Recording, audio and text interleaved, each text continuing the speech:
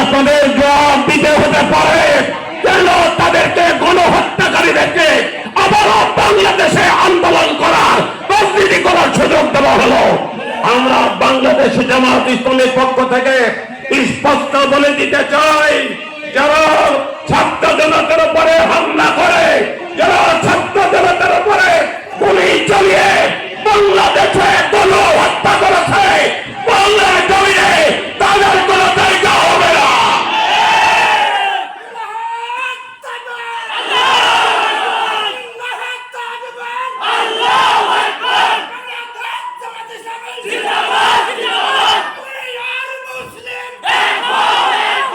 প্রিয় ভাই সাহেব, আমরা জামাত ইসলামের পক্ষ থেকে বলে দিতে চাই, যারা ব্যাংক ডাকাত, যারা দুর্নীতিবাজ, ফ্যাসিস্ট স্বৈরাচার শেখ হাসিনা, যিনি এই দেশের গণহত্যাকারী, ছাত্র জনতার উপর গুলি চালিয়ে 2000 থেকে 2200 মানুষকে হত্যা করেছে, গণহত্যা চালানো, এবং 27,000 মানুষের হাত নাই, পা নাই, চোখ নাই, যারা এই অবস্থার সৃষ্টি করেছিল।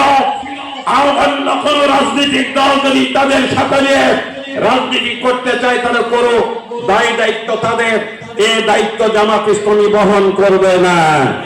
প্রিয় ভাই সাহেব, আমরা তাদেরকে বাংলাদেশের এই জমিনে রাজনীতি করার এই অধিকার দিতে চাই না।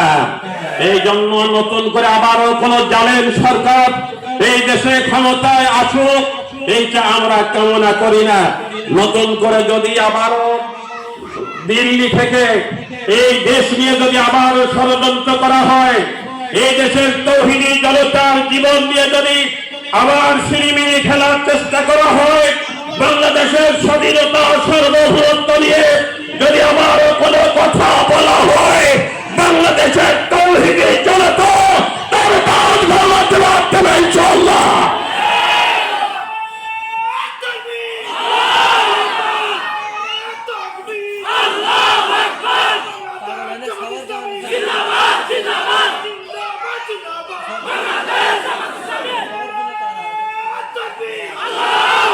প্রিয় ভাই সাহেব, এই জন্য বাংলাদেশ জামাত ইসলামীকে বাংলাদেশের জনগণের পক্ষে থাকতে হবে।